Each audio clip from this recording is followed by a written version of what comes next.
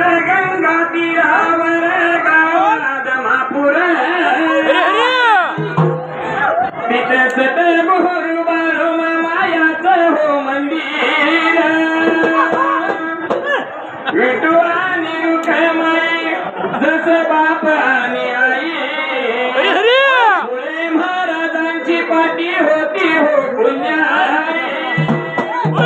आणि रुपये तुझे पारे हरे पाले मन द्यावे तू दर्शन